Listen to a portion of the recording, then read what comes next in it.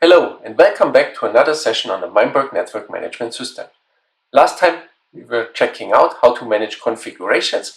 This time we will have a look how to manage your firmware on each of your Meinberg products. Let's go back to the Equipment tab. We need to go to Software. You see there is a Baseline tab. This is a setting you have already done during the initial setup of the Meinberg NMS, where you had to define where your firmware locations can be found, and you also define the version baseline. This is the expected firmware version you want to have for each of your Meinberg device types. Once you have done that, you can go to the overview page and you will see an overview of all your devices, if they have the expected firmware, if they are up to date or if they need an update.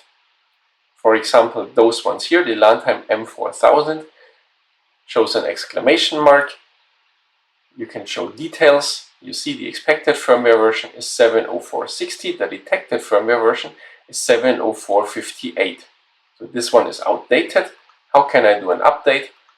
I click on that one, click on the update button, click on next, and if I click now on finish, it loads the firmware file to the M4000. That will take 3 to 5 minutes. It will do a reboot after the firmware update has successfully been done.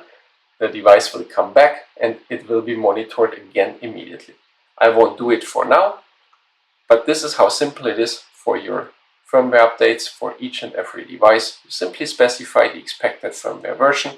You define where we can download your firmware files. That's all you need to do.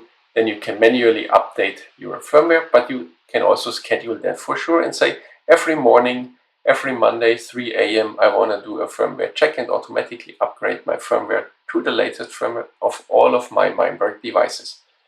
Thanks very much for watching.